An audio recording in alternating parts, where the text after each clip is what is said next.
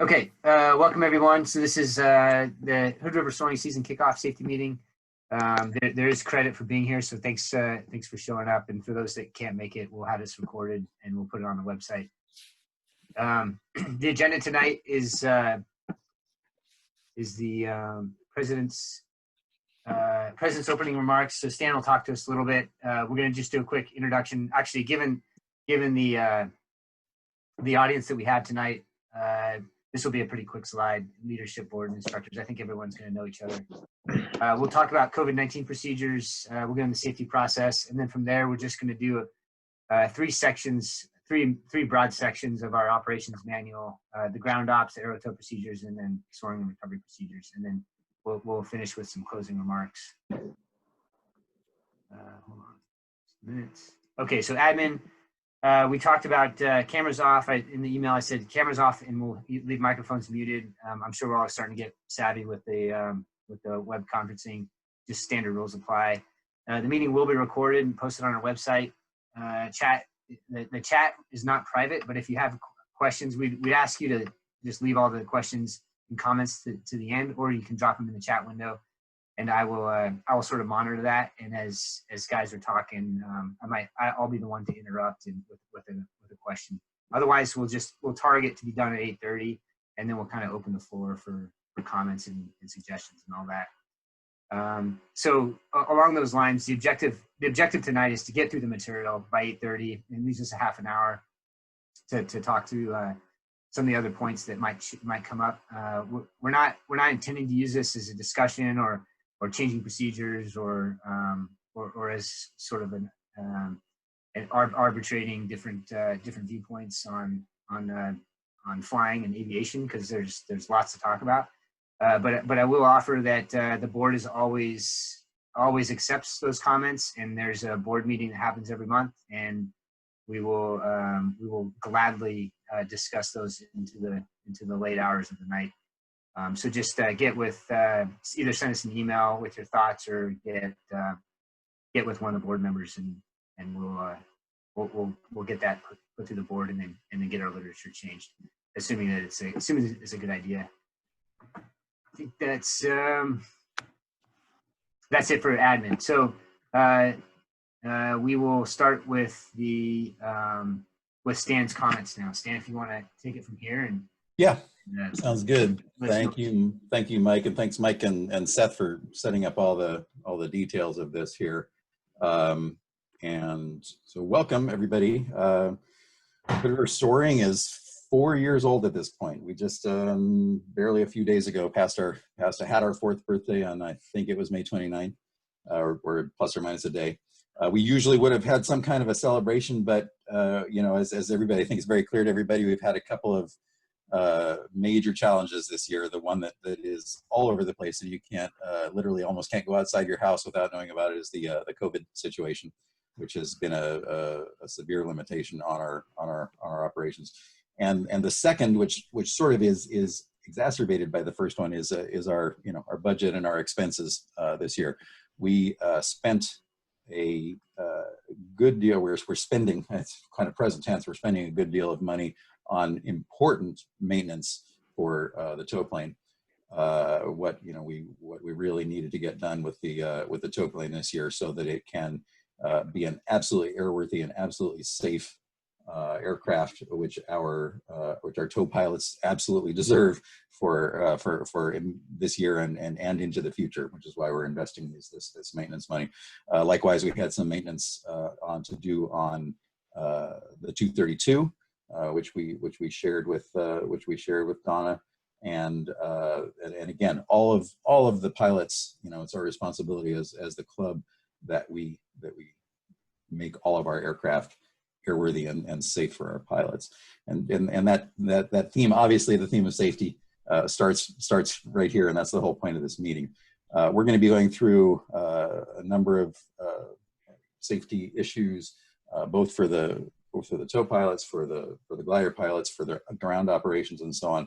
We're going to be talking about procedures, although we're not going to go and do a review of every single procedure everywhere. What this meeting is focusing on, safety. Now, I will say, the procedures are in our operations guide. And you should, if you haven't already, check out our new website. And I'm going to give a shout out to Paul and those people who assisted him at that. It's an amazing, amazing upgrade to our website. And it's not just an aesthetic thing, it's the capabilities that this website brings to us. Some of the things that are now integrated into the website are things like our members directory, and I'm going to get back to the operations guide here. It'll be one of your responsibilities as a pilot who flies this year to review the operations guide. Even if you think you know it already, you should go review it, because there will be I can't remember exactly what it's called, but there's a part of the safety checklist in order for you to get checked off to fly this year, and this will be highlighted in a slide later. We'll be going through and doing the sort of season opening checklist, and it's going to ask you to have your logbook in front of you, and what was your last, what were your last 3 flight dates and so on, and just to go through. And one of the checklist items on it that you're going to certify is, I've read and reviewed the current operating manual, or the operations guide, which is right there on the website. So the new website is an amazing piece of work. It's going to really help us all out in our operations and what we're doing here. And a lot of what's going on there is self-certification, and that's that process I'm telling you about. Once you go through that process, you'll have a checkbox next to your name in the directory, and that's going to be your method for keeping track of who's been through the checklist, who's been through the safety considerations, and so on. What we will be talking tonight, I love Mike King's approach. Mike is obviously has an exceptional level of experience at flying, and at a high level, obviously. And he brings to us this idea that what we're setting up are a set of standards. These are our safety standards for the club. I'm going to suggest that these are a level of baseline standards. This is what we start with. And you won't learn everything you need to know about flying and safety from just this meeting. This is the starting point. This is what we call our baseline standards. We should all feel like we know what we're doing when we're out there. Okay, these standards give us our foundation, but you should also have what you hear a lot in IFR flying. You hear people talking about personal minimums, which might be more strict than the legal minimums. And I'm going to suggest that we should all have, just in the same sort of metaphor there, we've got our set of baseline standards that are all written down. Call them the law, or the regulations of the club, or the standards of the club. We should all have our personal standards too. If you don't feel like you're sure about what you're doing, that isn't meeting your personal standards. Okay. If you're not sure how something is done, I challenge everybody to go after it and learn how that thing is done, not just shrug your shoulders and either walk away from it, or even worse, and this is inexcusable, do it when you're not sure. Okay, so tonight we're going to lay down the baseline standards and open up your eyes to the operating guide and everything, and also just looking at this list of people who are participating. These are all people that you can learn from. And so consider what we're going to talk about tonight, the foundation, the baseline standards, and challenge yourself to really think about what your personal standards are, maybe above and beyond that. And that's a good thing. That reflects that you've got confidence in what you know, and a knowledge of maybe what you don't know. And that's as important as what you do know, is knowing where your limits are and where your boundaries are. I think that's it. It's, safety is on everybody's mind, and we're going to get into talking about the fact that because COVID has happened, a lot of people haven't been flying. We would have been flying, easily a couple of months by now. And so people are perhaps even a little rustier than they would be at the beginning of the season. That's why we have to put a little more emphasis on safety and on really being honest with ourselves about what our capabilities are. We are hearing from the SSA that in spite of the fact that there's less flying going on, there are still accidents happening in the glider world at a rate which is a little alarming, frankly. That if there's significantly less flying going on, you would think there would be significantly fewer accidents. I don't know exactly what the numbers are, but they're still happening. So between the the typical delay before, the typical off season and this longer delay into the season, let's really be honest with ourselves about how we start up and what our personal standards are, and how we're going to get going this year in a safe way. Mike, I think that's about it for me, unless you think there's anything else I should address. I'm going to kick it back over to you and let you get into the meat of it here. Yeah, thanks, Dan. Okay, HRS leadership, and again, given the audience we have, just bear with me as we get through the material, because this will be a recorded meeting, and people will be getting information from it. So people that maybe have less time at group this morning. So okay, so the HRS officers board members and instructors are listed here on this slide. They have not changed very much since last year, and that has a lot to do with the COVID situation, and the lack of a tow plane put us sort of flat-footed at the start of the season. So, we try to keep things as static as possible. So, you just heard from our president, Stan. Corey is online as well. He's the vice president. He'll be talking about the COVID procedures. Mark Stanfield is the chief flight instructor. He's online as well. He'll be giving us a presentation at the end.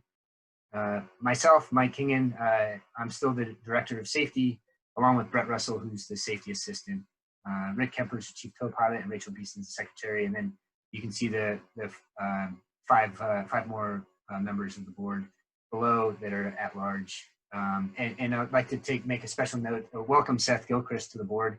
He's new this year, and new to the board, I should say. He's been flying with us for a couple of years, and he's also taken a large role in making sure that the tow operation is safe and efficient for everybody. On the right side, you'll see the club instructors. Mark Stanfield is still our point man there, chief instructor. He is also the only CFIG that we have right now in the area, besides Frank Gomez, who comes up and spends some time with us at certain intervals. Jeff and Mike, also CFIGs. Those guys are outside the Hood River Gorge area, but they are near. They're over in the Portland Metroplex, as well as John Newell, who's up north. So those guys are all available.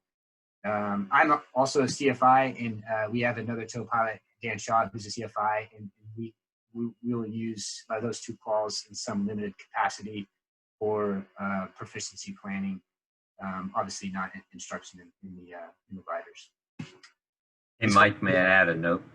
Yeah, go ahead, Mark.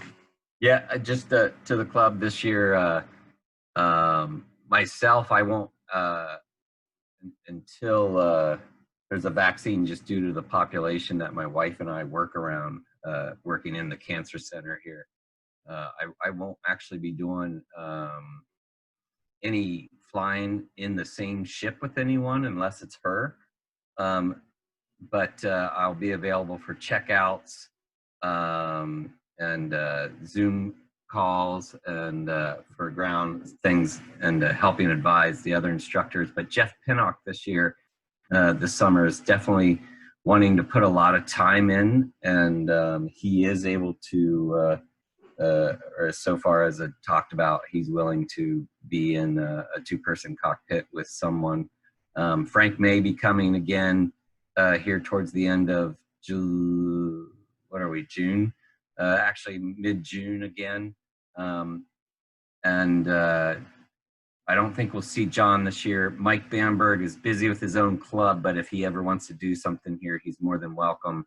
And then, like you said, Mike and Dan can definitely help people form plans, and definitely help in the tow plane the checkout process, and obviously can help glider pilots with forming a plan that just can't actually sign a log yet for a glider.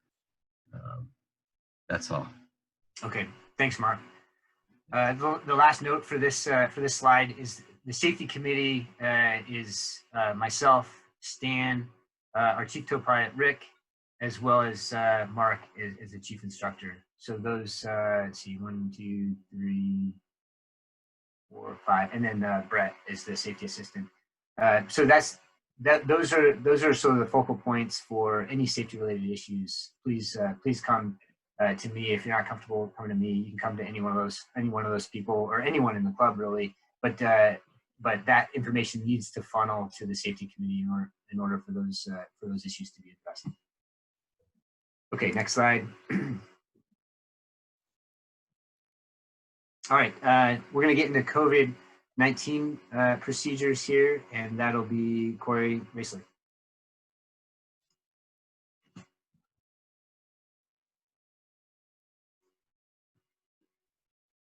Hopefully he's up. You're muted, Corey. Yeah. Unmute. There we go. You hear me? There we go. Yep, we can hear you. Thanks. Okay, so I'll preface this by saying, flying already, we definitely, risk mitigation is something that we already do and must be very cognizant of. It's not an activity any of us take lightly. I think we study and we train and we stay safe with our flying, and I think the same mentality can be applied to COVID-19. And here, backing up to February and March even, when this thing hit and the world was shutting down, my first thought was, oh man, are we done as a club? Or do we start the process of inventing a policy where we can reopen at some point and in a safe and methodical way? So we talked about it. I presented a first draft with the board, and then got some great input from the board members, and we shared ideas, exchanged from other glider clubs, obviously the governor, and what local businesses and outfits are doing. Some of this is taken from even essential industry, and if life must go on, here's how we do it in the COVID-19 era, in a safe way. So that was a very wordy way of saying we didn't just plagiarize this point for point. We actually talked about it, came back a month later, and put together a policy that we think is tailored for our operations, and it passed the board with overwhelming support. We had unanimous agreement that we should open with these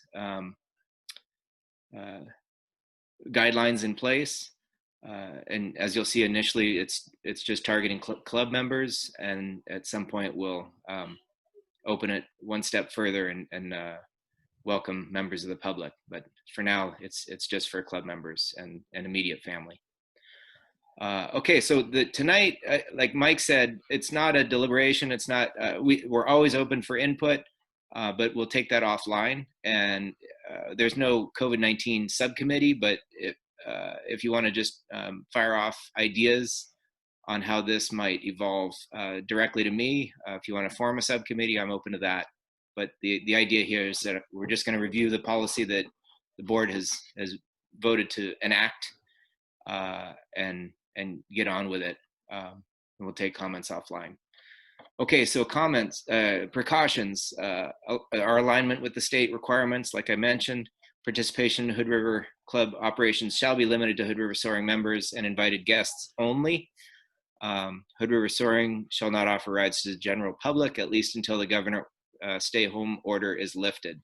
So lots are already progressed since we typed this up, but we're still just members and invited guests at this point. And an official act of the board. So we're going to have to deliberate exactly how we welcome members of the public when that time comes. Number of persons gathering shall not exceed what's allowable by the governor's orders. Obvious. I don't even know what that number is at the moment. I think maybe 10. But we're well within that for the kind of operations we do. So social distancing is the theme. Next slide.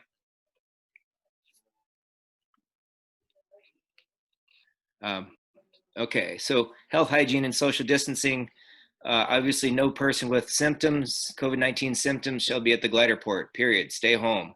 If you see someone there, send them home, send them away. We need to keep the place safe and free of symptomatic people. No person with flu-like symptoms or anyone known to or suspected to have been in contact with a COVID-19 carrier within the last 14 days shall be allowed at the glider port. Self-explanatory. Next one, pre-flight should include individual temperature tests. No person with 100.1 Fahrenheit or higher temps shall be allowed to fly. This is a honor system. If there's any chance of feeling feverish, the club's not going to provide the temperature probes. You need to self-monitor and take the test. Take your own temperature before you intend to go to the field and fly. 100.1 was the Hood River County standard that was being used a month ago, and it's, as far as I know, still the standard. Okay, gliders that can be assembled while maintaining social distancing recommendations may be assembled and secured at the glider port. So we've already begun that with 02 Whiskey. Again, try to stay 6 feet apart. If and if you're assembling a glider, wear masks and hand hygiene as always. Golf cart shall not be occupied by more than one person and will be disinfected between operators. So we're not going to offer rides.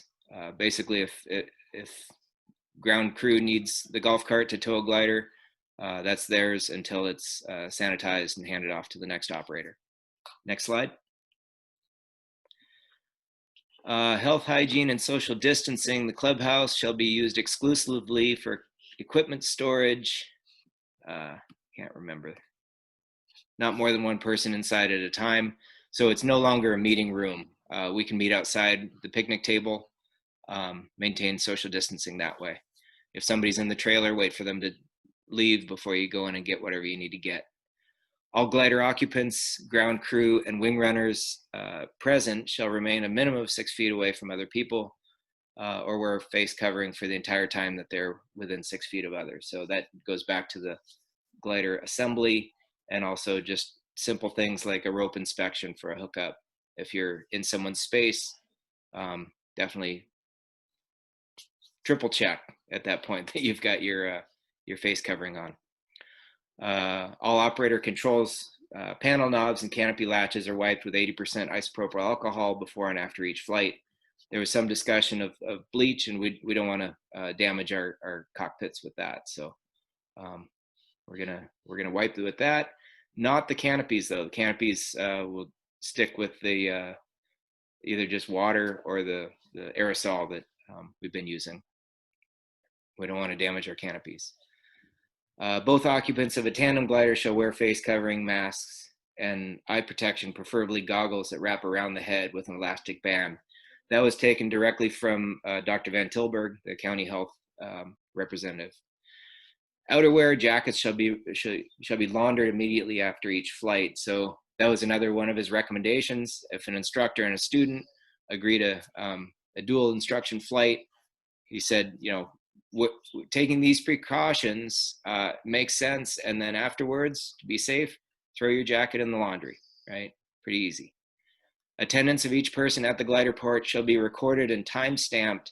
So the process that we've selected to do that is, we think, pretty clever. You simply text your name to a telephone number that will be posted very clearly at the glider port.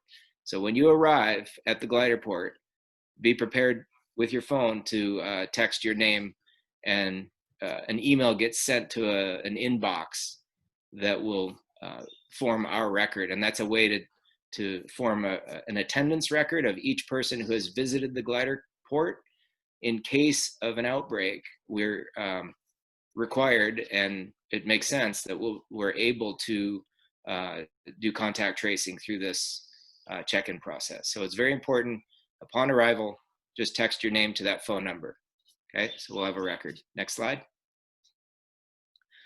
Application.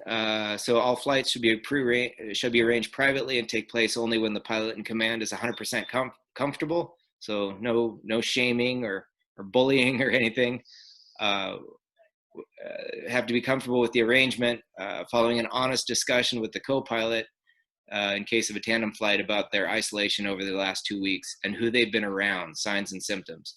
So part of the pre-flight briefing now, if it's a tandem flight, is you might be meeting with an instructor, you might be an instructor meeting with a student, or you might be meeting up with your son or daughter before you hop in the cockpit together. You might even be cohabitating. We want to know, who have we been around? Is this safe to? It's basically it's a germ exchange. Who have you been around, and whose germs might we be exchanging? And we want to make sure if anybody's has been around someone who's tested positive or symptomatic for COVID-19 type flu symptoms, that we want to make the right decision. And usually in this case, that means if you've been around someone who's COVID-19 has tested positive or symptomatic, maybe call it off for a couple of weeks and come back when it's all clear.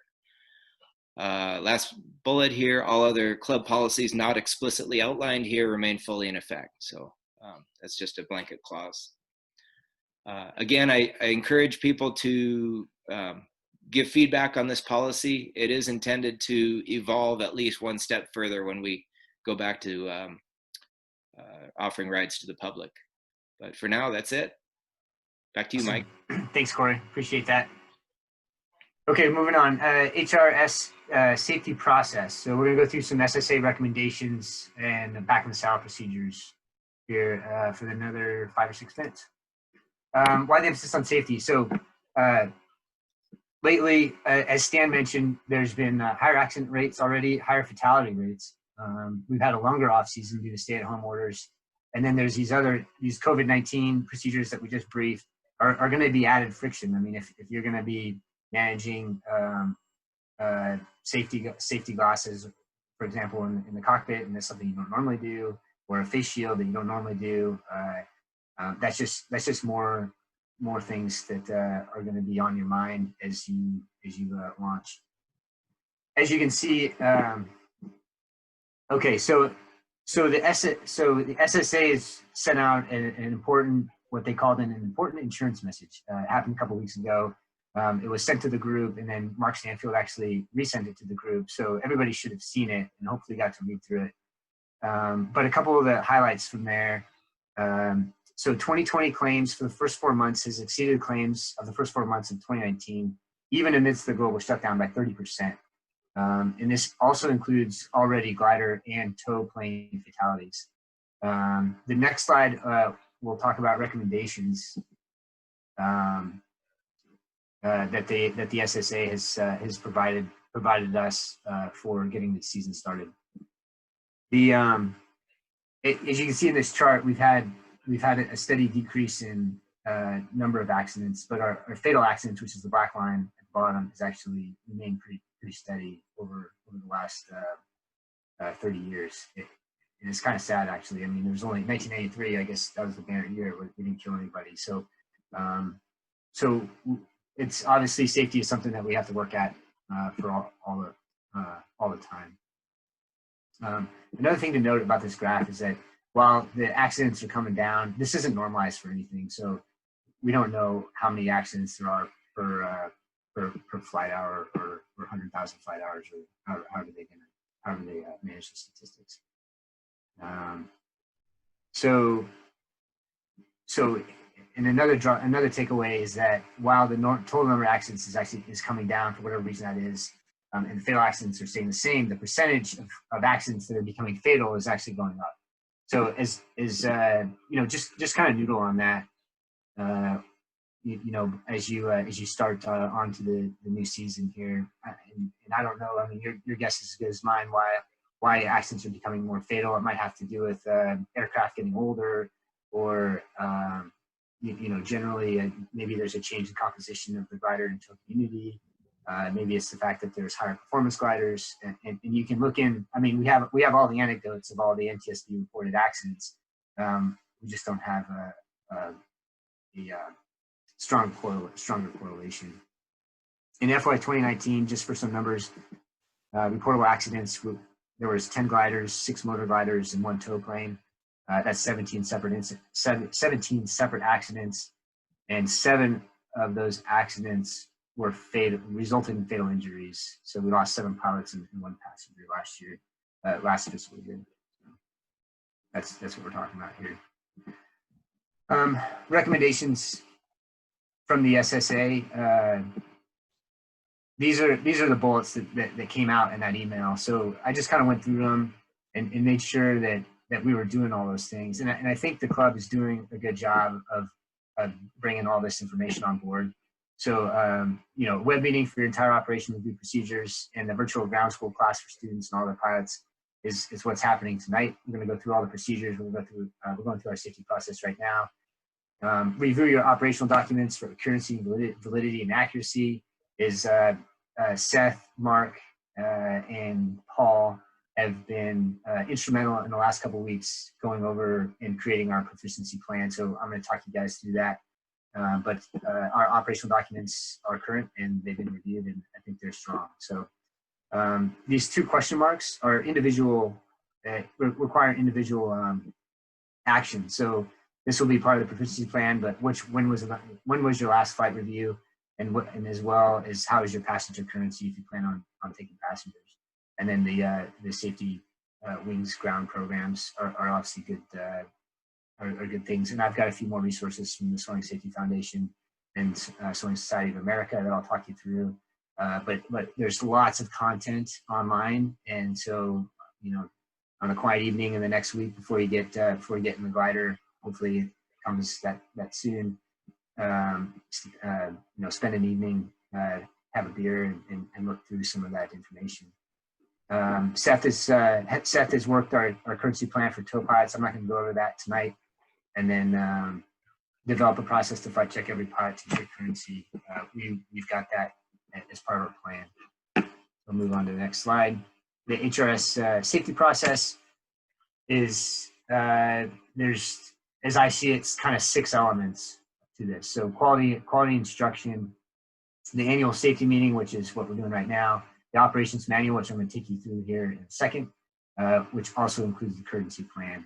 And then the 2 things that are sort of the feedback elements for flight operations are the safety report and the soaring community interaction. So the safety report is outlined in the operations manual as well, and that's going to be taken care of by our senior member at the airfield, whether it's an instructor, a tow pilot, or even a qualified field operations person. And then that will be that is my feedback to ensure that the club is operating safely and efficiently. And I put that statement at the bottom. So safety is not, we're not here to point fingers or assign blame. Safety is all about group performance. So in the industry, safety is the information that comes into the safety organization is privileged information, right? It's not going to be used for any sort of adjudicative purposes. Okay, so hopefully I continue to share here, but I'm going to go to the Hood River Soaring website and see if this works. You guys, it looks like you can see that. Can you still see that? Yeah, that's coming up. Thank you, Mike. Okay. Okay, so member resources, operations manual. And then we go down here. I'm not going to take you through the whole thing, but what I want to stop here is at this one, pilot currency and safety recertification. So it's chapter 2. So the first step here is to look through this, make sure you're familiar with all the content on this. Come back here to section 2. Section 2 talks about the FARs that are applicable. So 3 takeoffs and landing in 90 days, category, class, and type. So that's anybody who hasn't been in a glider for 90 days needs to be worried about that for taking passengers. And then the currency plan via advisory circular 6198 Delta. So go ahead and familiarize yourself with that. So the red element here is what the club is doing to sort of follow that guidance. And to get back in the saddle and safely, it requires 3 things. So attend a safety meeting, or HRS approved alternative. So you're either here now listening to this, or you're listening to a recording of it. That satisfies that bullet as well. If you've got some other safety meeting or safety knowledge or a different way to attack that requirement, we can certainly let me know let the safety officer know, the safety committee, and we'll adjudicate that appropriately. Certify having read and understood this operations manual, and which is going to be part of the third bullet, the HRS swearing proficiency plan. So if we click on this, bear with me, I will walk through this real quick. So I'm going to put my email, my name, spell it right. Emergency contact information, so my wife and her phone number.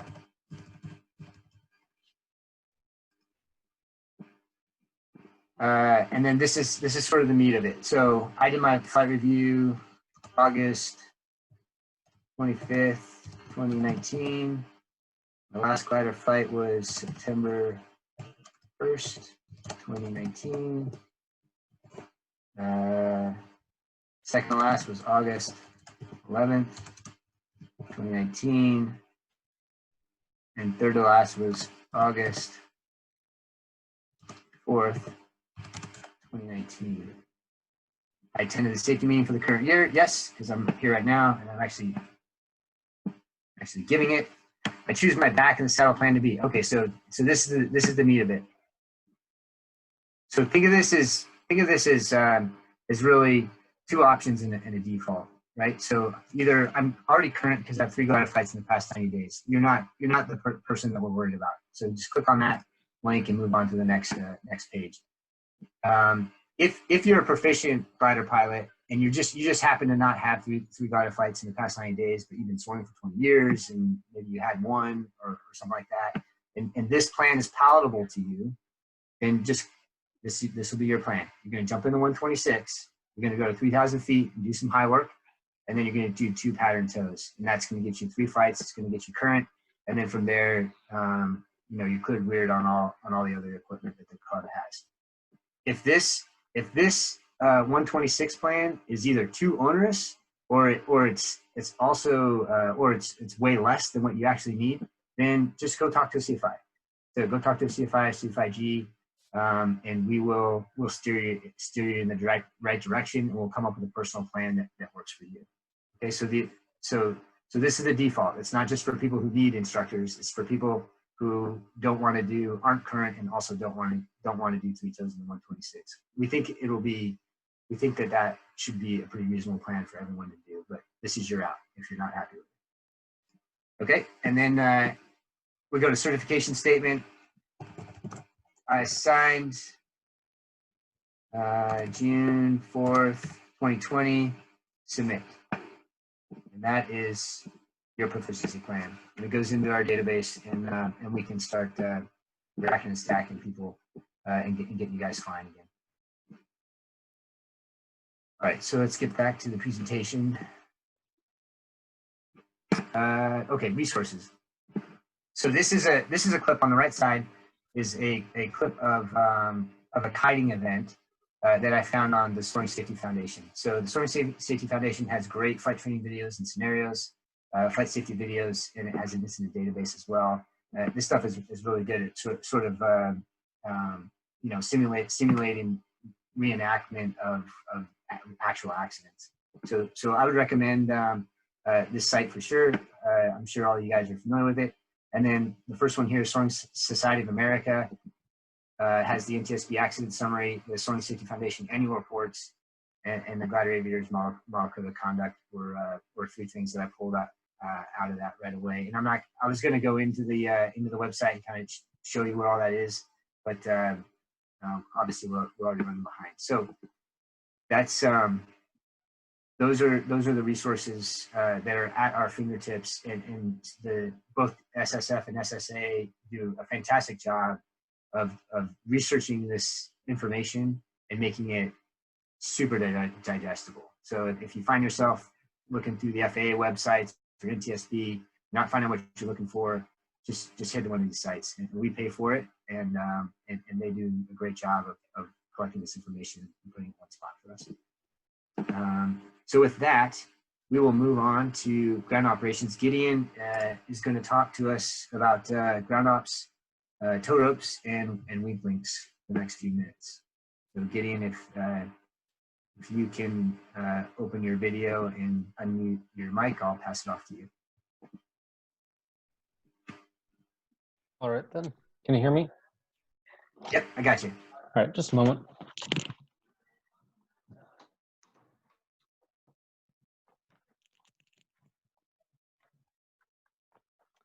All right, so I'm not controlling the slides. Can you switch to the next slide? Or Okay. who is? I'll manage the slides for you. All right, so the first thing to go over is who is allowed to move around aircraft on the ground and who is allowed to be touching the aircraft on the ground. This isn't as big of an issue as it has been before because we're not allowing scenic passengers and other members of the general public to come and mess around. But in general, any pilot is a qualified field ops as long as they've flown at the field in the previous year. And you are responsible for assisting with maneuvering of the aircraft around on the ground. And you should demonstrate proficiency of the airport's operating environment, the aircraft ground handling procedures, and launch procedures. It's really up to the pilot in command to make sure everything is done properly, and the pilot in command is liable for any problems or damages to the aircraft from the time it is untied to the time it is tied back down. The qualified field ops, they need to be looking in the traffic pattern, actively communicating with the pilot in command, making sure things are safe, and they are, I think, allowed to tell people that the flight is not allowed to continue if they see something unsafe happening. Next slide, perfect. So yes, here's more of the information. If you're a qualified field ops personnel, you have go, no-go authority. If you see something unsafe, you're allowed to bring it to the pilot in command's attention, and even if they don't think it is a big enough issue, if you think it's a big enough issue, you can tell them to postpone or cancel the flight. You're supposed to maintain situational awareness. You can look and see if there's any aircraft in the traffic pattern. You're in charge of ground hookup, coordinating tow plane and wing running activities, contributing to the smooth flow of operations, and this public face stuff, which isn't really necessary at the moment because the general public is, again, not present at the moment. Hey, Dad, what's up? I'm doing a presentation thing. You also have, the pilot in command has more responsibilities. Sorry about my little brother in here. They also have no-go authority for safety and are responsible for maintaining the aircraft, making sure you went through the pre-flight checklist, doing the ballast and all that. In general, making sure things don't get damaged, and in general, they are in charge of even all the ground operations. And the qualified field ops personnel, when they are doing hookups and stuff, was brought to my attention that they should not be standing in front of the sailplane when the tow rope was hooked up. It was said that the pilot of the tow plane could accidentally throttle up, and then you'd get hit by the sailplane if anything went wrong. So as soon as you hook up the tow rope, you should not loiter in front of the sailplane, but should get out of the way.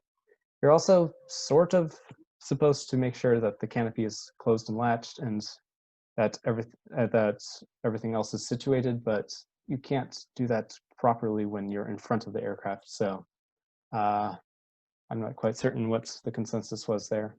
And you look for the signals of the pilots and make sure, if you're the qualified field ops personnel, you're looking at the pilot in command signals. And because both of you would be signaling for takeoff and pulling out the rope and such, well, not for pulling out the rope, it prevents accidentally taking off when the pilot isn't ready. If the pilot's waggling his rudder, but merely testing, then it should be obvious to the piloting commands that, to the field ops personnel, that he is not quite ready to take off. And so if both the hand signals of the qualified field ops personnel and the rudder waggling are necessary to take off, then it will prevent miscoordinated takeoffs and stuff. And again, when taking up slack on a rope, you're not supposed to be in front of the sailplane. Next slide, I guess. The tow ropes. The piloting command is supposed to supply the weak link and tow ring, but often I've seen that they're just attached to the tow plane.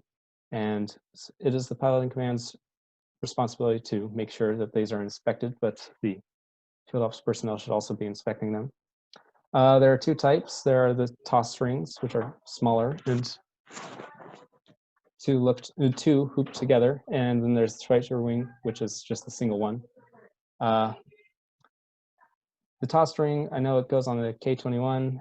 Schweitzer ring goes on the older planes, sort of. You can sometimes accidentally hook one type of ring to the other type of hook, and that is very bad, and it's not supposed to go like that. So if you're the field ops personnel, you should be pointing to the ring that you are hooking up so that the pilot knows that it's the correct ring. And if you're the pilot, you should definitely know which ring is correct for the aircraft. The bigger ring on the toss ring, you're not supposed to hook that up to anything. It's just a sort of link. You could maybe accidentally hook that up to something, and you're definitely not supposed to hook that middle larger ring to anything.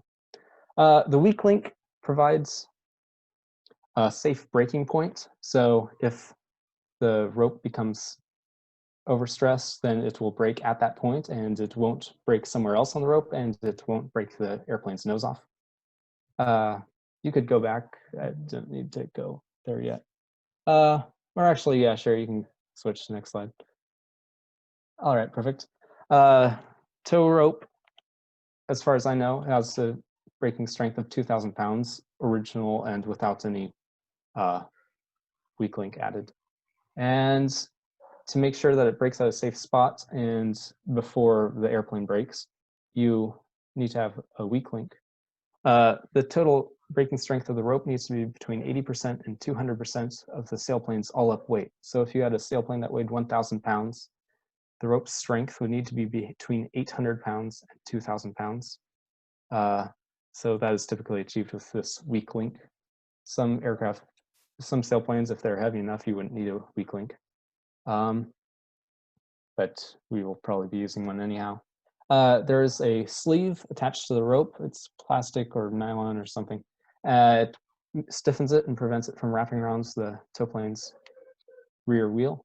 And there's also a half of a tennis ball added to protect the knot and the rings from rubbing around on the ground. And you should use a Brummel ice splice or bowline knot. I don't really know what they look like, and someone else would need to go over that. And that's pretty much it, as far as I know.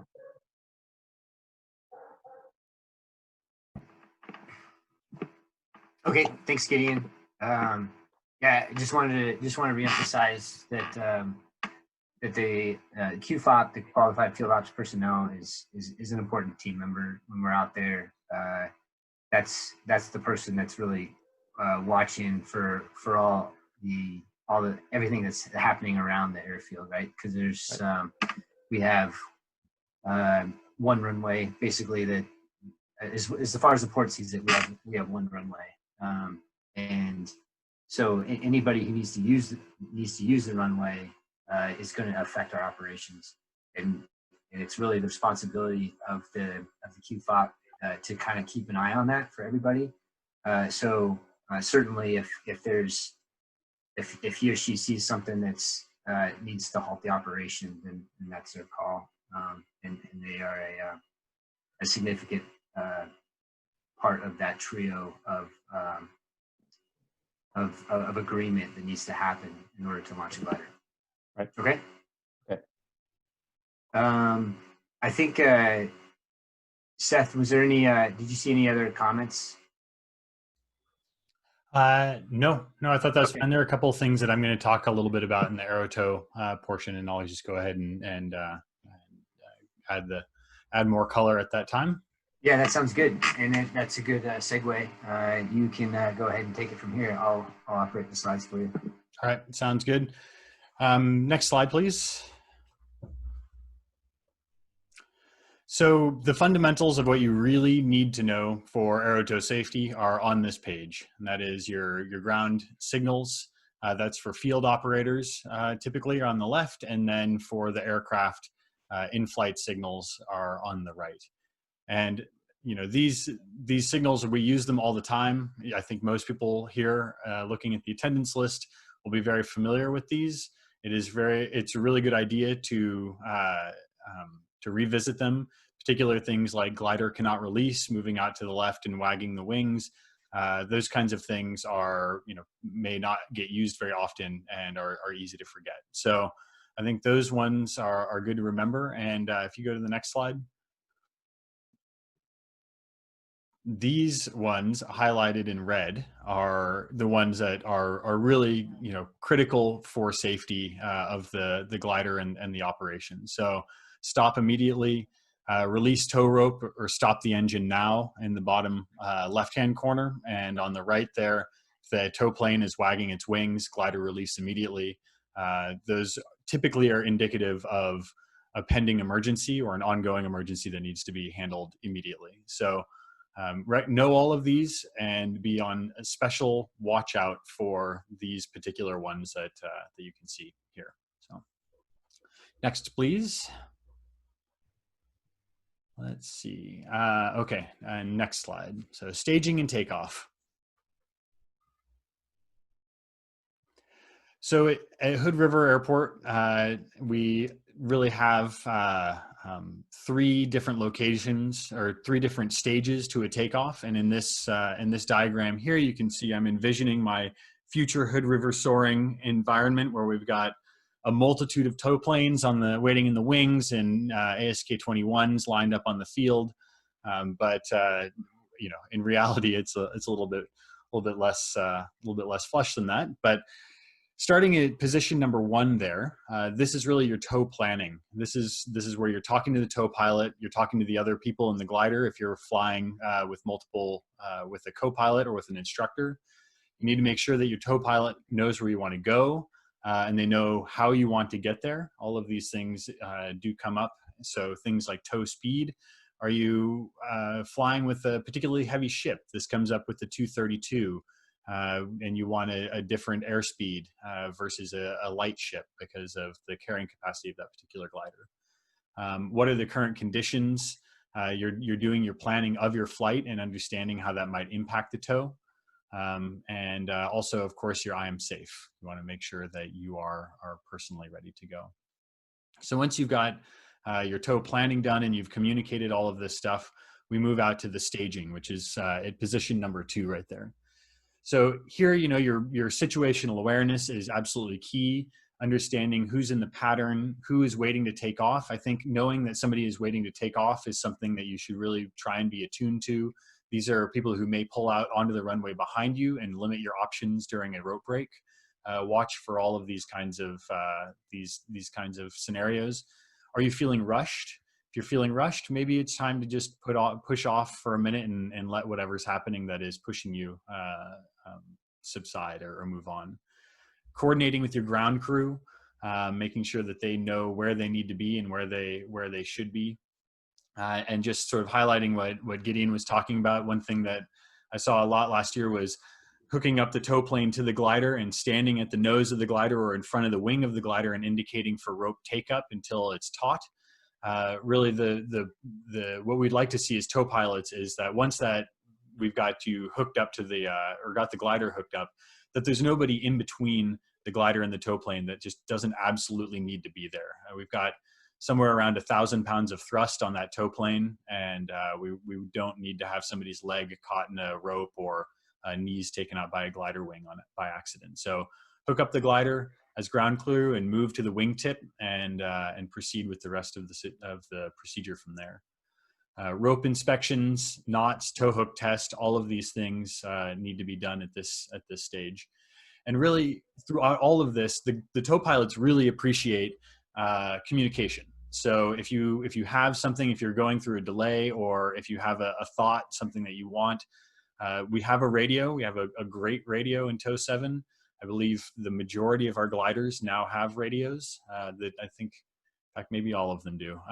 But use the radio and talk to the tow pilot. That is really essential for safety and for comfort. Finally, at stage 2, this is your last chance to take care of an emergency before it happens. We're going to talk a little bit later on about a few in-flight emergencies that have come up over the last year and last couple of years, and really all of them could have been prevented at this stage of the operation. So just be very thorough about everything that's going around you, from your dive brakes to your canopy latches, your instrumentation setups, all of these different things, your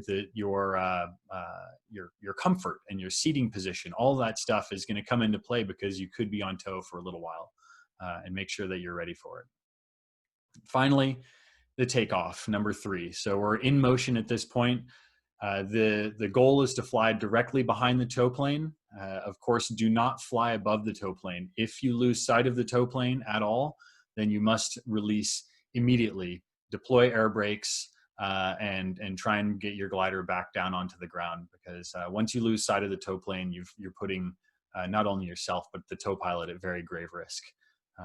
And if you have any doubts during a takeoff whatsoever, make sure to just pull the release and get disconnected, because as 2 independent aircraft, we're much safer.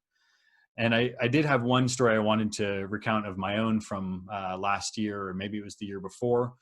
Was doing a self-launch takeoff, and the tow pilot had hooked up and we had taken up slack. I was going through, checking my instruments, doing one last final controls check, and the tow pilot saw me move my rudder in the controls check, and we were off, and that was not my intention. At the time, I was ready to fly, and so we flew. But I think, thinking back on it in retrospect, I believe that it surprised me enough. I should have just released and let the tow plane go, because those kinds of communication errors can be grave in the end. So, be open, be constantly communicating, and make sure everybody knows what's going on, and just think of it in stages and work a checklist for each one mentally. Make sure you've got everything you need. Next slide, please. So our in-flight operations, I think just this picture, I wanted everybody to get an appreciation for how small the mirrors are sometimes in the tow plane. And this is a picture taken very close up to the mirror. If you sit back where the tow pilot is actually sitting, it's often we can't see the glider. So while we do know all of our air signals, and we are watching for them, and we're feeling what the glider is doing behind us, please, I can't stress enough to use the radio if it's available, to make sure that we're all coordinated and know what's going on. So if you need something, more speed, less speed, turn to the right, turn to the left, whatever it is, then tell us. We're happy to oblige. So next slide, please. So the situation around Hood River Airport, there's a few things that are new here that I wanted to point out, and also just talk about our standard procedures. So standard departure will be on runway 25. 07 is considered to be an advanced runway only. We will not be doing operations on 07 with scenic or commercial passengers. And operations on 07 will always start from the numbers, even though it is a huge hassle to get your airplane your aircraft, all the way down to the numbers on 07.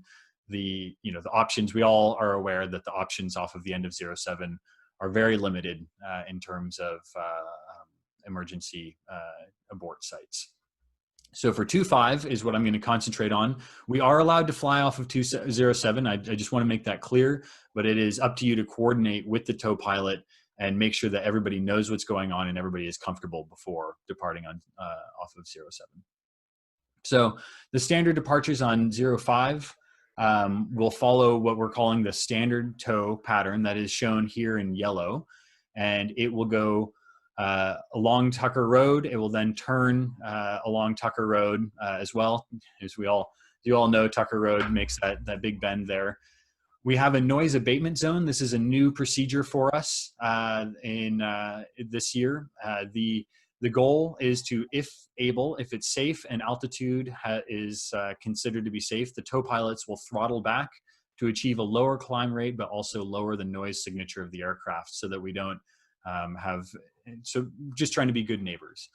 The end of the noise abatement zone, the tow plane will power back up to whatever the tow pilot feels is appropriate and make the turn either for the ridge or for white salmon or Underwood if that's where you're going.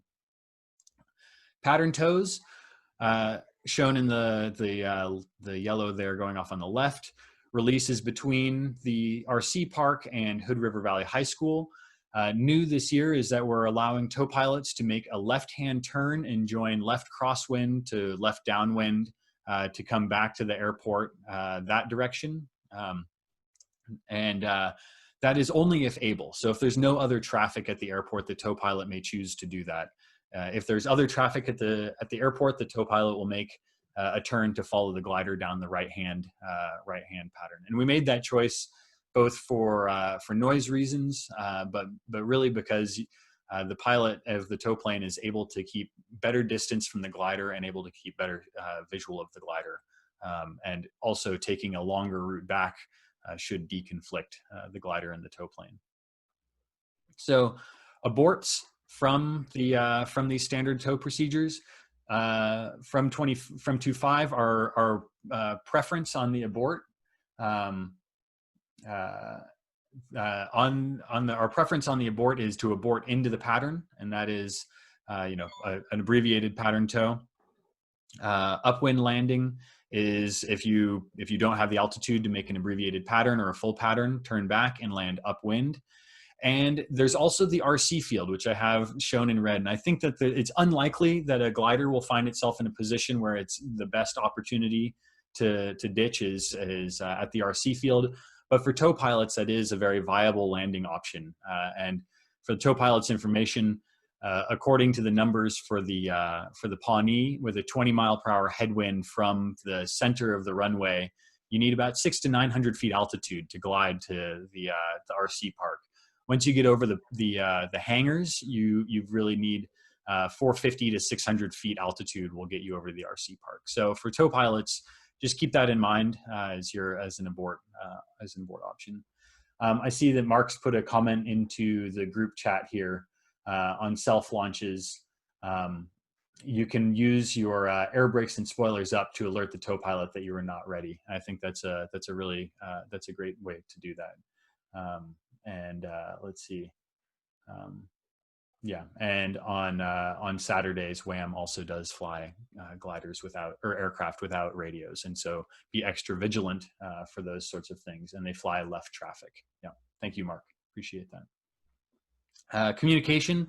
Talk to the tow pilot. We are watching for signals, but as I said, it is very difficult to know what's going on. Know your aero tow signals. If you don't understand what's going on, if he looks like he's wagging his rudder, but his wings are going too, or whatever, just get off of tow. If you don't know what's happening, become two independent aircraft and let everyone deal with what's going on. Release. So this is, you've reached your destination and you want to get off. Check right, check left. We all know these release procedures. It is best to verbalize these checklists in the cockpit. And if you feel awkward verbalizing them to yourself, do it over the radio. The tow pilot will now know that you are checking for them, and they'll be happy to know that. And they'll also know that you're about to release. If you're going to be doing soft releases, it's definitely, we definitely appreciate when you do let us know what's going on, that you are doing a soft release.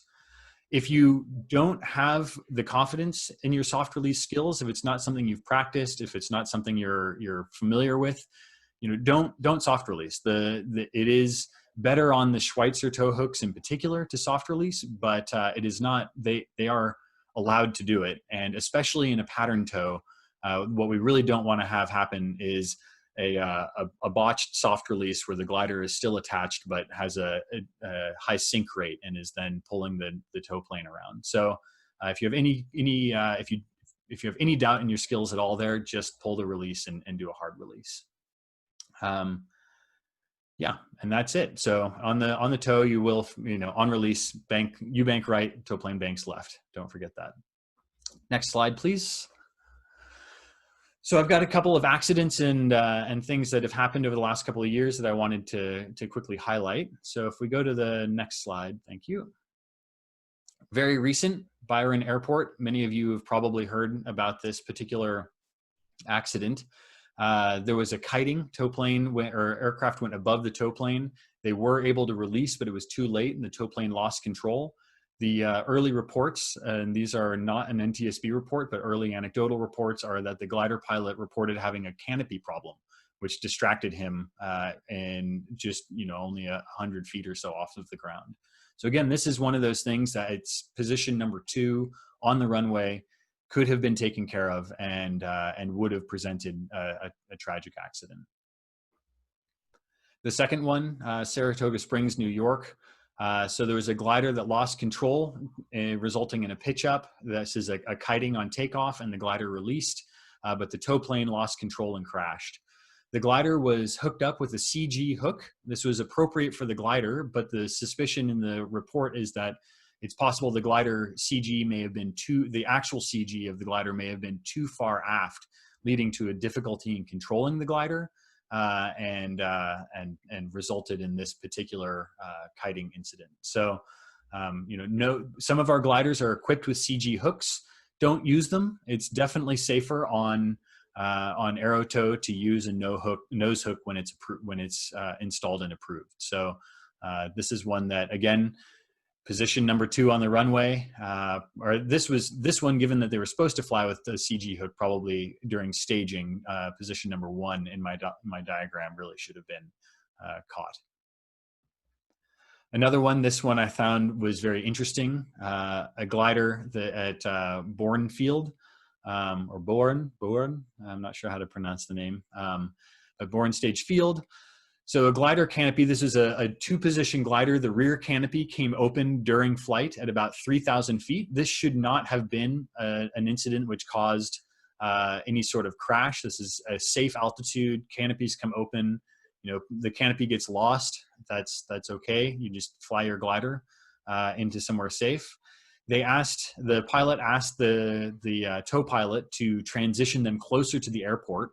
And during that transition, the glider lost control of the aircraft. It's unclear what happened there, but they lost control. They broke the tow rope during their recovery. And upon regaining flight control, they reported the glider was very difficult to control and ended up landing off field. And in the inspection, they found that the tow rope had broken near the tow plane, so it was still attached to the glider's nose and had come around and was lodged in the glider's rudder, making it difficult to control. So, these are definitely things that can happen to all of us. So, potentially after the tow rope break, the glider should have pulled the rope release anyway and tried to get rid of the rope. It may have prevented it from getting caught. It's hard to know what really should have been done there, but an avoidable accident in any case. And then finally, one to remind us all that we are ourselves very close to where these incidents can happen. At our very own airport, glider tow with too little fuel on board led to field starvation and crash of the tow plane into an orchard. So I think many of us are familiar with this, given that it was our own tow plane, the venerable Tow 8, that was destroyed. So, it really is, we live in these environments and we operate in these environments, and it's incumbent on all of us to do our absolute best to avoid any sort of incident. And knowing your aircraft, doing your checks and communication are all part of it. And of course, never forget, aviate comes before any of the other navigate or communicate aspects of flying. So that's all I have. Back to you, Mike. All right, thanks, Seth. Really appreciate that. Great summary of the AeroTow procedures. All right, everybody. Now we're gonna invite Mark Stanfield, our chief flight instructor, to give us the final segment here. We'll take this to 8:30, and then we should have time for questions or discussion if anyone wants. So, Mark, it's over to you.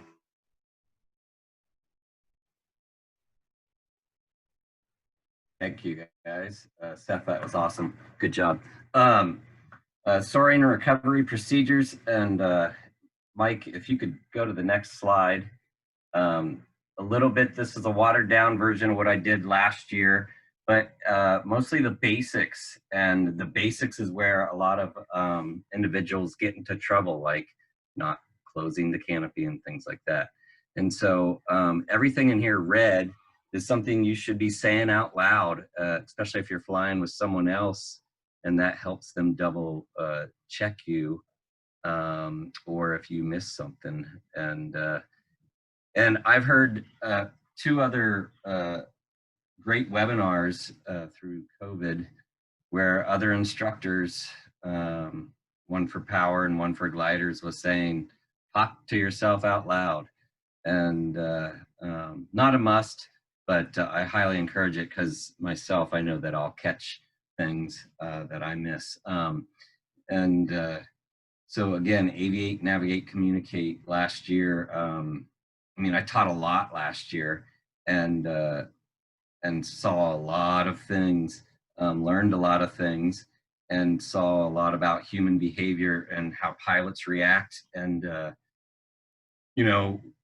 one time coming into the pattern, somebody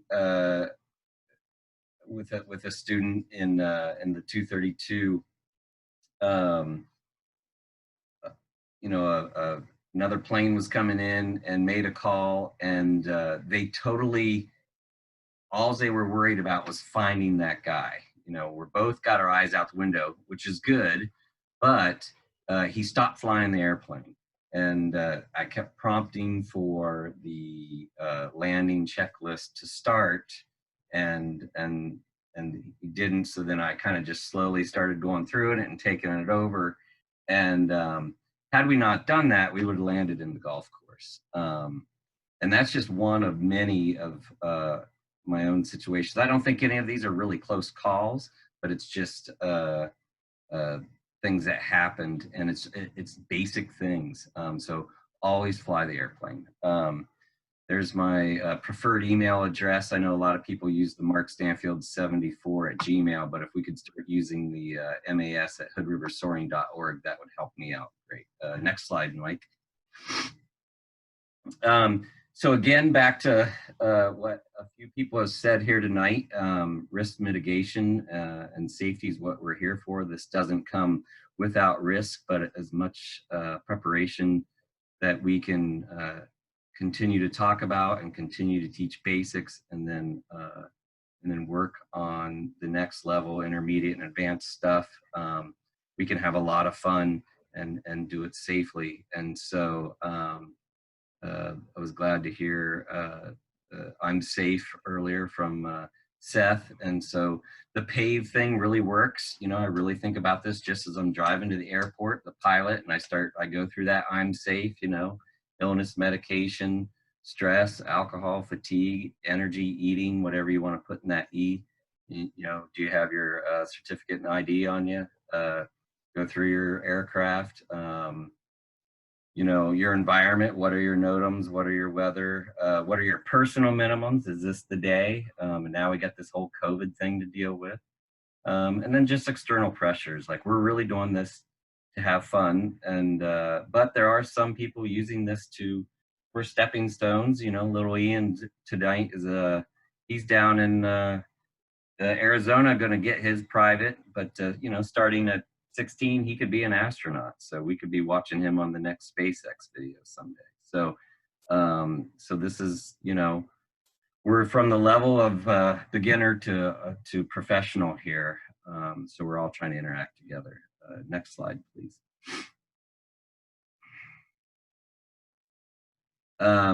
So the launch, you heard a lot from Seth, but I just mostly want to go through, think about that checklist, and we should make sure that we get a checklist in every glider.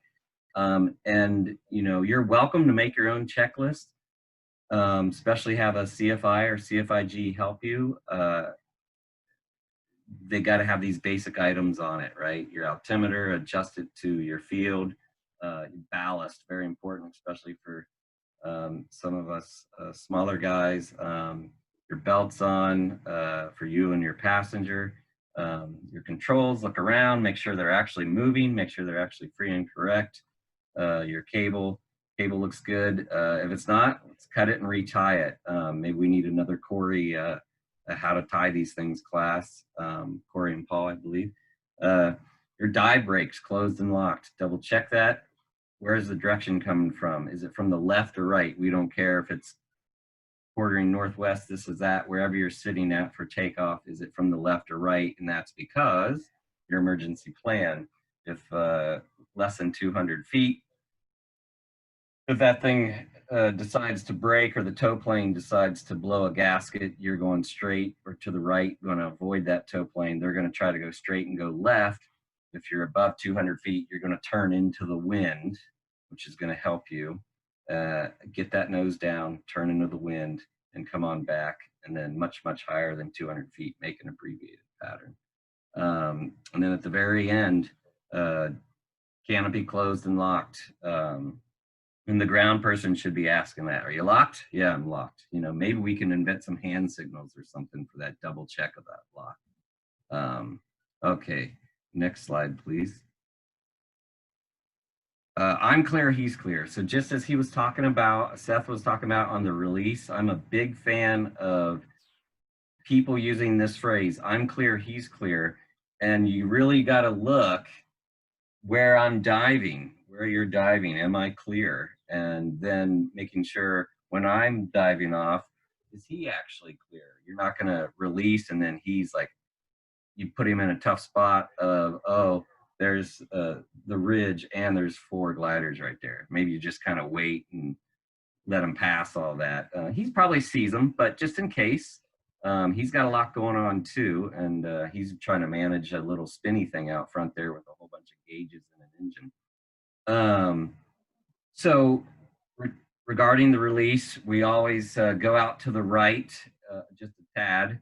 And for our SGS gliders, you know, there's an AD that says we should do soft releases, but then a lot of pilots believe it's safer to do a bit of a hard release on it. And I agree with that. So a little up and out, and that can be, sorry, I got a little visitor here. It's bedtime, sweetie. And the hard release for all our toast gliders. So you go upstairs and I'll be right up, okay? Okay. And for the first 3 flights of the season, like Mike said, whether you do the 126 plan or not, take that 3,000 foot and go through your stalls and slow flight and steep turns and just knock that stuff off a little bit and then do a few patterns. You can do more or one if you want, you know. Try to do it all on the same day just to really get a good kind of run on it. All right, next slide, please.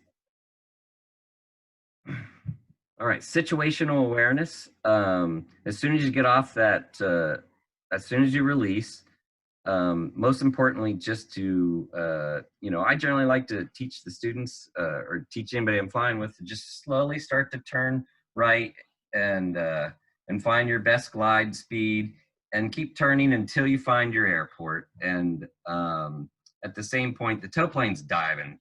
And in my mind, you're already back to the airport getting that next glider, right? And then you're just looking for other traffic and terrain. There is the word, I got the fly right up there, RITE. That's something generally you start to kind of learn in commercial flying, which is you're always referencing to something. So in our applying that to gliders, you're always looking outside, kind of thinking about that next goal and where is that airport, and occasionally checking your instruments. T You're always looking for your some traffic, which means again your eyes are outside, and then E, having a landing emergency landing spot in mind, especially as you get a little bit farther away from the airfield. So RITE, 3 of the 4 there is your head's out of the cockpit looking outside.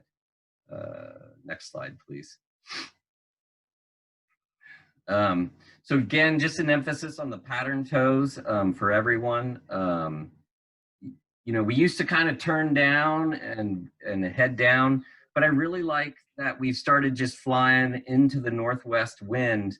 And when a glider pilot gets off, they're a little further away, and it gives them just a little bit more time to set up. And I think they get their money's worth a little bit too.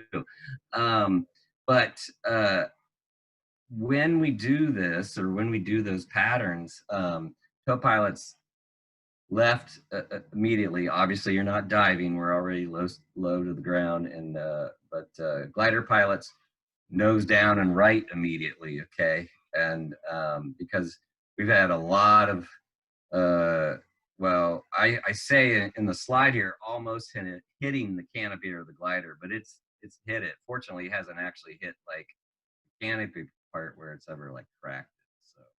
So just an emphasis there. Next slide, please. All right, so the recover portion, think about, always try to think about having an aiming point and a touch. You know, I'm not so worried about the touchdown point, right? But I'm really start thinking about your aiming point for a stopping point, and always think about every landing is an off-field landing. And you can imagine, you know, like running across from Lyle's house there. There's like a river or something, and you want to like aim before it and touch down right after it and stop at before a fence, right? So that's the whole thing of that. And you know, have some fun, land in the grass, you know, this year. So where it's actually somewhat of an off-field landing.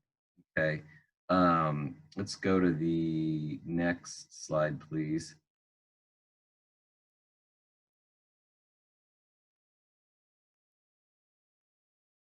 I'm not seeing the next slide. There we go. Thank you.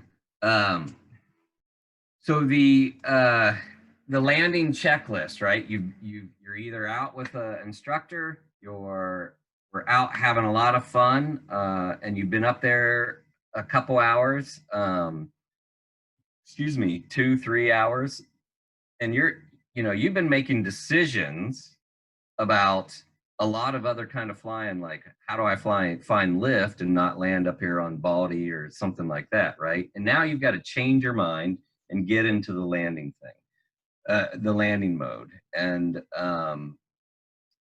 so on your way to the IP, you know, think about getting to the IP higher. You know, we request that you get there between 16 and 1,800 feet, but why not 2,000? And on your way, start to go through your checklist, because you can repeat it again, right? And we used to use, or well, a lot of us still will be using the foostal at the bottom there.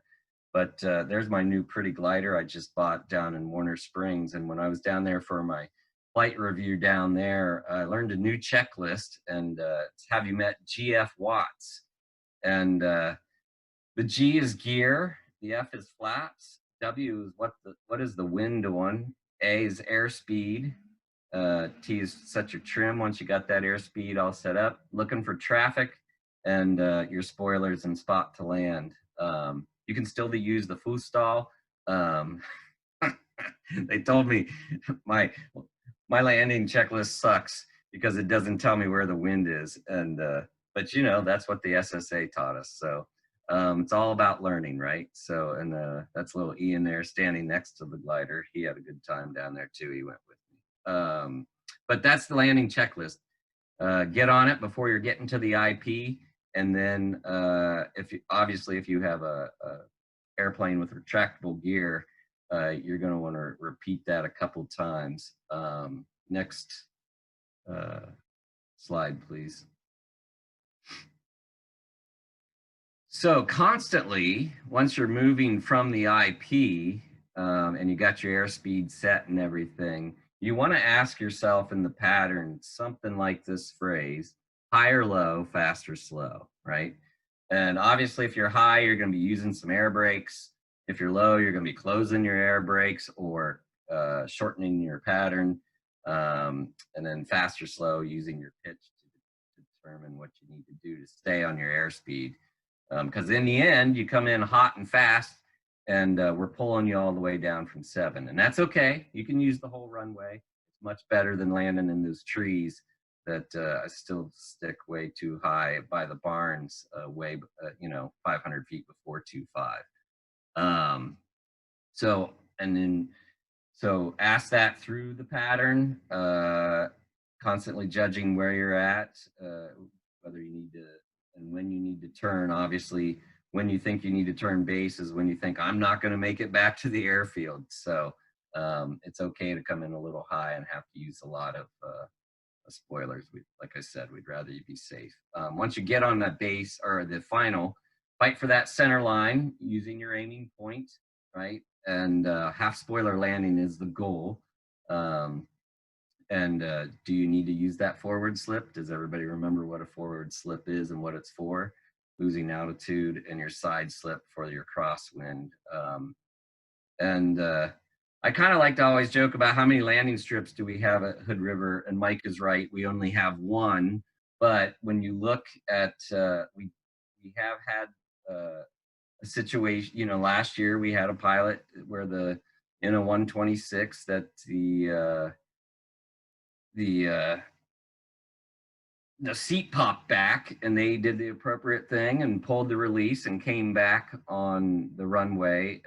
At the same time, a Cub pulled out behind the glider. It's wise for airplanes to wait till we clear the area in case there's a rope break. And Ground last year did a great job of making sure they kind of mentioned that to pilots, and most pilots seem to heed that. But in that particular situation, that Cub had moved out, actually saw the release and quickly turned around. Frank had just landed on the grass portion of 2.5. There were a couple planes on the taxiway. But if you ever do come around and somebody's on the pavement, you got the grass. And if somebody's on the grass, you've got the taxiway. And if all of them are full, you've got the grass north of the taxiway. So probably the south side of the runway is probably going to be your worst option, just because we're usually all standing there with a tow plane or, ride passengers or whatever. So next slide, please.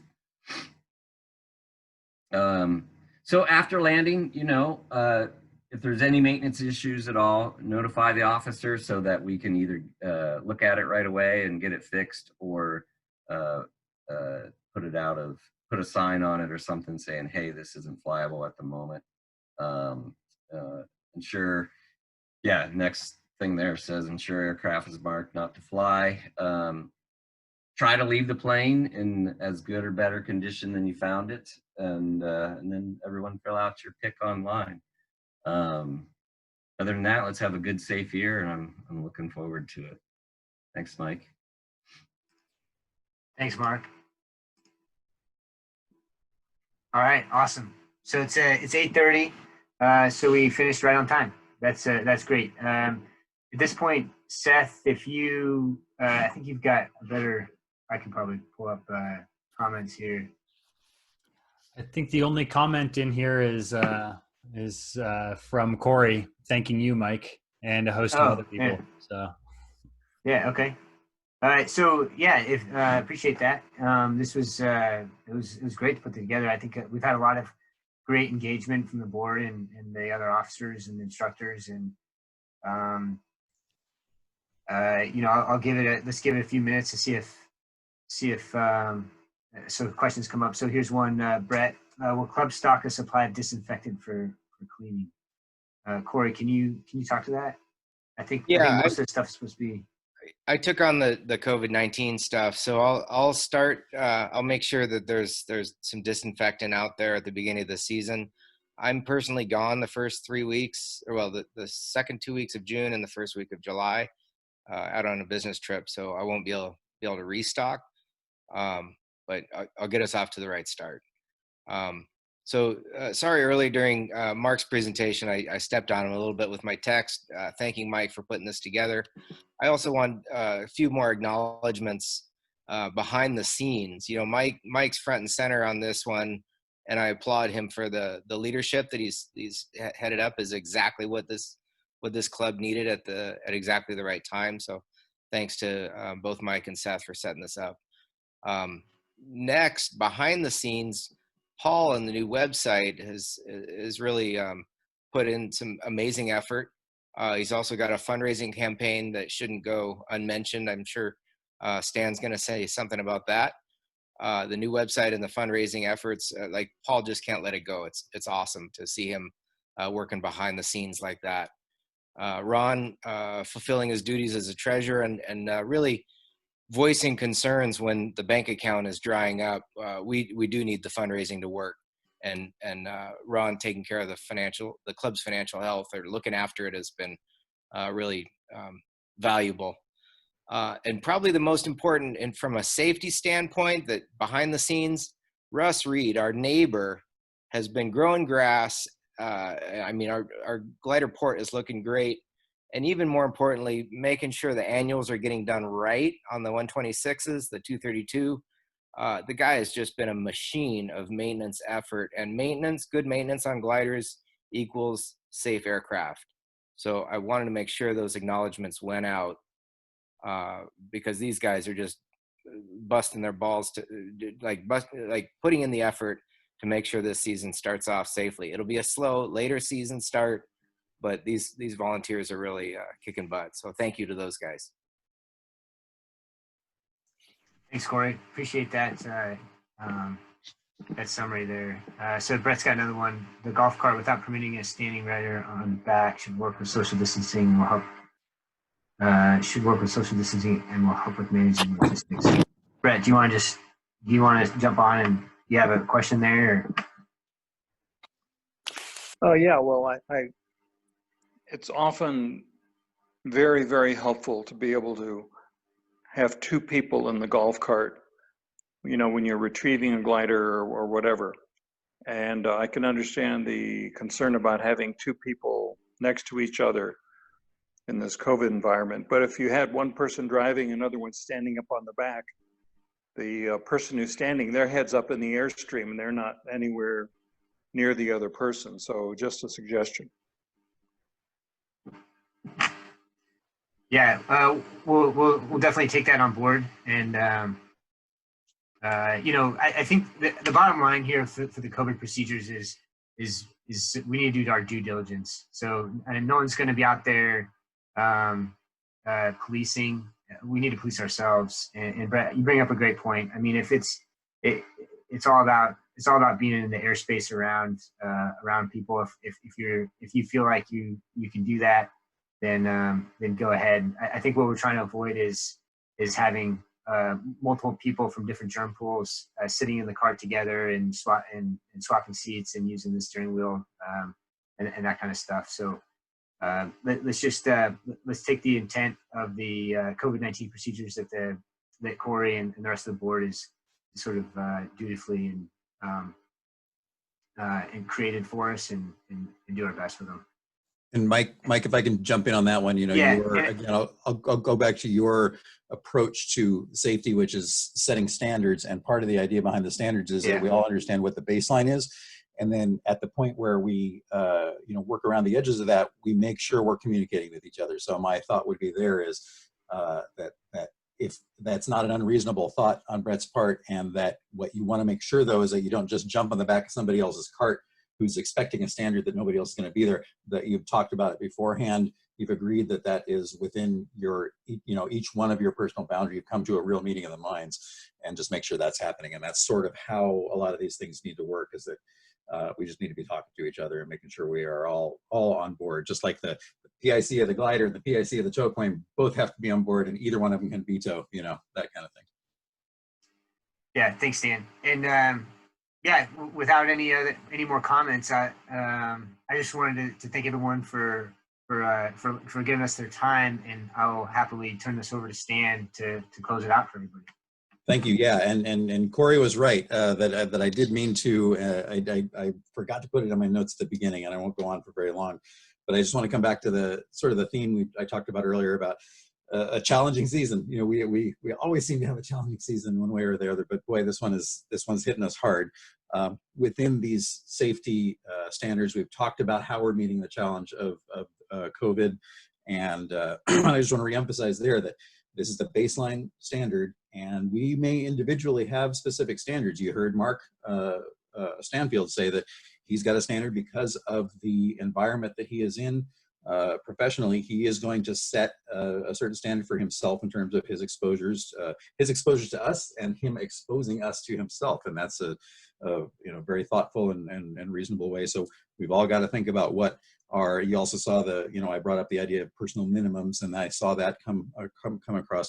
Let's think about personal minimums in terms of our safety standards too. Not that they are any less than the baseline, but that some of us may know that we need to have minimums, standards that are higher than the baseline because of what we know, what we're comfortable with, what our skill sets are. And then finally, the other challenge that I mentioned is indeed funding. It has been a rough year. It will continue to be rough because we are not yet doing, and we won't for the at least the near term, doing commercial scenic rides and intro flights and so on. That's a big source of funds for us, and we need to figure out how to bridge. We've got a gap coming up, and we need to figure out how to bridge it. So consider what you can do. I'm the most uncomfortable person asking for money, but the club, on behalf of the club, we need it. So as an example, I've at a minimum, when it was time to renew our membership, and let me say that that's the very first thing that you can do. You know, if you're thinking about this year and you're wondering, gee, is it even worth it? Yes, it's worth it.